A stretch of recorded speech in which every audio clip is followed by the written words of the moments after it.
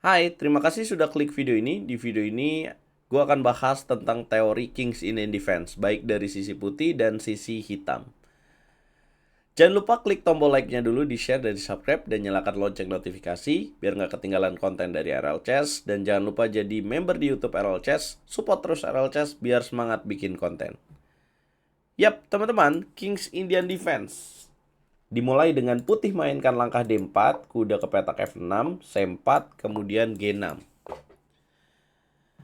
Siapa aja yang cocok untuk main teori King's Indian Defense? Oke, jadi King's Indian Defense itu terkenal dengan gaya bermain agresif dan dinamis untuk hitam. Kelebihannya adalah hitam bisa membangun serangan yang kuat di sayap raja dan menciptakan peluang untuk serangan yang tajam. Tapi nih, ada kelemahannya juga. Jadi setiap opening pasti punya kekuatan dan kelemahan. Apa sih kelemahan dari King's Indian Defense? Kelemahannya adalah hitam kadang bisa jadi rentan terhadap serangan di tengah atau di sayap menteri, sayap ratu ya. Terutama jika hitam terlalu cepat melakukan serangan. King's Indian Defense ini cocok untuk pemain yang suka permainan kompleks, strategis, dan punya inisiatif serangan. Jadi yang slow gitu nggak cocok ya, karena kalian harus punya inisiatif serangan. Nah, siapa aja pemain top dunia yang terkenal dengan King's Indian Defense ini? Antara lain Garry Kasparov yang sangat ahli dalam King's Indian Defense, Anand. Kemudian yang era-era zaman sekarang mungkin Hikaru Nakamura. Mereka semua punya gaya bermain yang sangat kuat dengan King's Indian Defense ini. Nah, dan sering memanfaatkan dinamika yang ditawarkan oleh pembukaan ini. Jadi pembukaan ini tuh seru banget karena kompleks dan ya kadang terjadi adu serangan.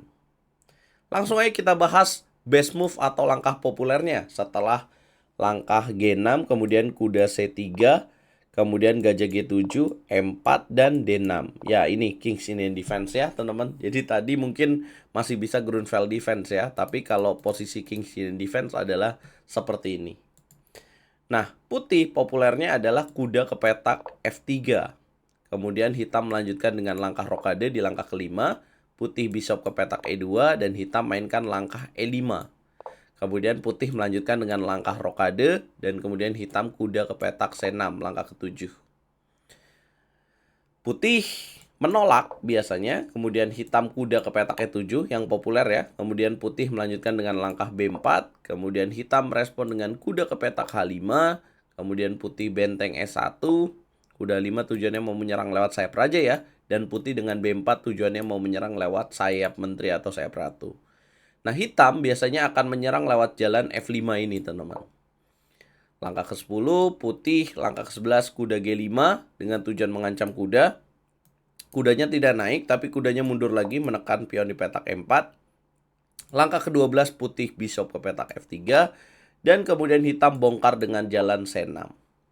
Nah, ini nih 12 langkah terbaik dari putih dan hitam yang populer, yang banyak dimainkan dalam permainan yang masuk dalam database. Kira-kira seperti itu, teman-teman. Nah, ada game siapa aja yang pernah bermain sampai sejauh 12 langkah ini? Ada Vladimir Kramnik yang pernah bermain melawan Alexander Grischuk dengan kemenangan putih. Ya, Vladimir Kramnik termasuk yang paling sering mainin variasi sampai 12 langkah seperti ini, teman-teman. Dia pernah mengalahkan Alexander Grischuk, dia pernah remis melawan Alexei Sirov, dia pernah remis melawan Boris Gelfand. Nah, kalau pemain hitamnya yang paling sering main kayak gini, pemain top dunia kalau kalian tahu dari dari Azerbaijan, namanya adalah Teimur Rajabov. Nah, kalau kita udah hafal 12 langkah kayak gini, berarti fundamental teori kita sebagai pemain, teori kita udah bagus nih kayak gini. Kita bisa ngimbangin Grandmaster top dunia.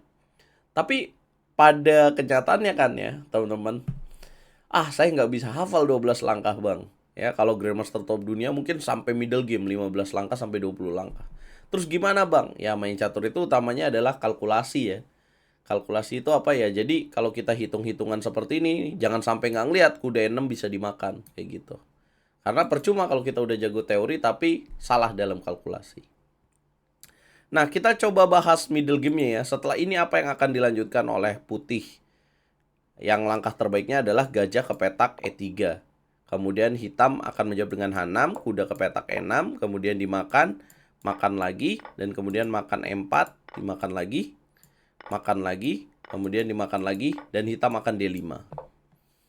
Nah, tapi secara posisi ini slightly better for white ya. Jadi kalau sama-sama teori ya, kalau lihat dari posisi ini sampai sejauh 17 langkah unggul buat putih. Dimakan lagi, kemudian bishop ke petak C5. Nih.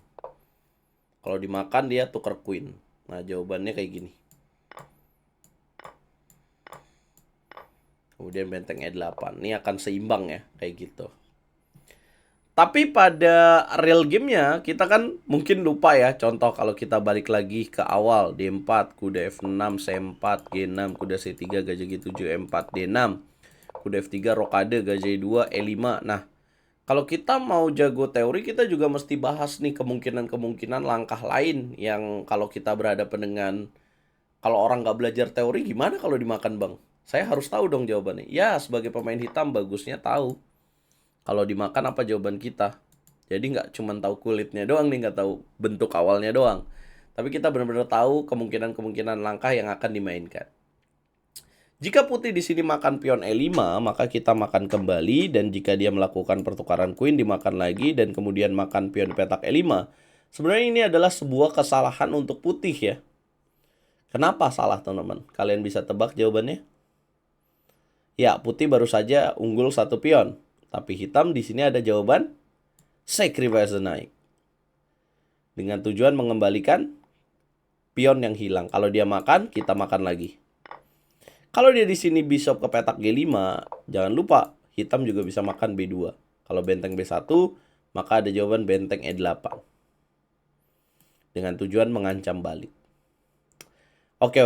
Pasti kalian tadi lihat ya, kuda E5, kuda E4 lah. Kok nggak dimakan F7-nya? Maka ini sebuah blunder ya. Inilah kalkulasi. Kenapa?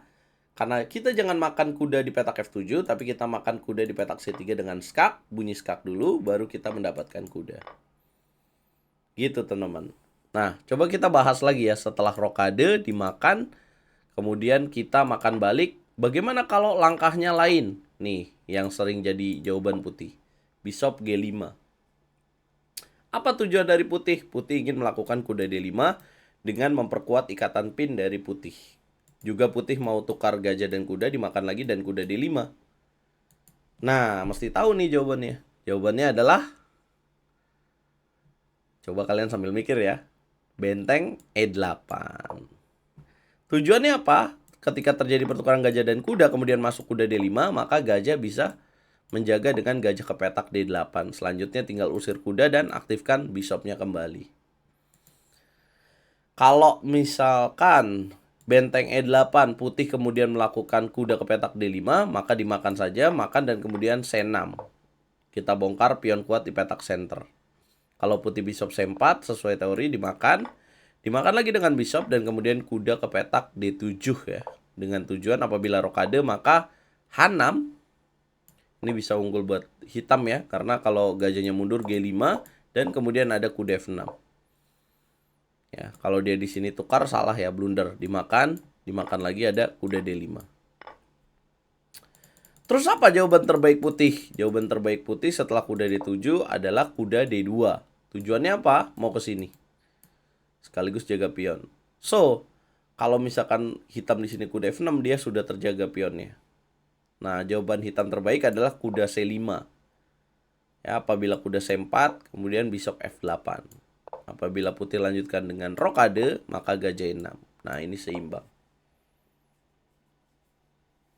Seperti itu, teman-teman. Nah, kita balik lagi ya. D4, kuda F6, C4, G6, kuda C3, bishop G7, E4, D6. Kemudian kuda ke petak F3. Ya, langkah terbaiknya adalah rokade. Kemudian bishop E2 dan E5. Nah, jadi tadi rokade ya langkah terbaiknya. Kemudian kuda C6. Jadi kita udah tahu kalau makan. Nah, kemudian putih D5, kuda ke petak E7. Kemudian putih B4, kita kuda ke petak H5. Nah, sebenarnya ada langkah lain gak sih yang bisa dimainin selain kuda H5? B4 tujuannya mau C5. Yang banyak dimainkan juga adalah langkah A5 dengan tujuan pawn break. Jadi kalau B5 hitam akan solid nih. Nggak ada lagi serangan di sayap menteri. Kan tujuan dari putih adalah menyerang lewat sayap menteri. Nah, kalau misalkan A5, jawaban terbaik dari putih biasanya akan makan atau bishop ke petak A3. Kalau dia makan, maka kita makan. Kalau dia di sini A4 dengan tujuan gajah keluar nanti dan gajah B4 kemudian C5, maka hitam bishop G4. Kalau bishop A3, kemudian kita B6. Kalau dia bishop B4, kita jalan mundur ke petak A6. Wow, ada C5 ya. Kalau C5 dimakan aja. Kalau dia makan sini, kita makan B4-nya. Nanti kita dapat pion sini. Nah, jadi benteng ke petak A6 untuk menipu lawan. Terpancing. Kalau level kita bisa terpancing tuh ya kan. Seperti itu teman-teman. Nah, M4, D4 kuda F6, C4, G6 kuda C3, M4 kemudian D6 kuda F3 rokade. Kemudian gajah ke petak E2. Sebenarnya ada nggak sih variasi lainnya? Ya, yang populer juga adalah F3 ya dimainkan. Juga banyak dimainkan oleh zaman sekarang. Ini semis variation teman-teman. Tujuannya putih memperkuat petak center. Jadi hitam rokade dan kemudian putih bishop ke petak E3. Kemudian hitam mainkan langkah C5 ganggu pion. Kalau dimakan maka hitam akan berani untuk makan. Karena kalau ditukar seperti ini kemudian dia ngambil pion petak C5 maka jawabannya kuda C6. Ya kalah satu pion tapi pengembangan perwiranya lebih cepat ya. Dan tidak buru-buru untuk dapetin pionnya balik. Ayo kemana dia? Kalau misalkan dia kuda G ke petak E2, B6, gajah 3, gajah B7. Kesulitan dalam pengembangan perwira putih. Nah makanya biasanya setelah C5 putih nggak mau makan. Dia mau lanjutin dengan kuda G2, kuda C6, D5, dan kemudian kuda A5 ancam pion. Kemudian putih B3. Kemudian hitam A6, dan kemudian putih benteng C1, dan kemudian hitam E6. Kayak gini teman-teman. Mau bongkar ya petak center dan kalau dimakan balik dengan pion ini bisa ganggu lewat B5. Yang terbaik buat putih biasanya makan dan kemudian kuda F4, hitam kuda C6. Untuk apa? Menguasai petak center ini nih. So itu buat hari ini teman-teman. Semoga video ini membantu teman-teman. Jadi boleh banget ya untuk bermain dengan Kings Indian Defense kalau kalian suka gaya seperti ini. Semoga video ini bermanfaat untuk semua level. Karena ini yang terbaik ya untuk lawan siapapun. Jangan lupa bantu RL Chess terus berkembang dan support terus biar terus konsisten. Jangan lupa like, share, komen, dan subscribe. Jangan lupa gabung turnamen untuk usia 11-15 tahun. Bekerja sama dengan SD Al-Azhar Tangerang. Lihat postingannya di Instagram aku guys.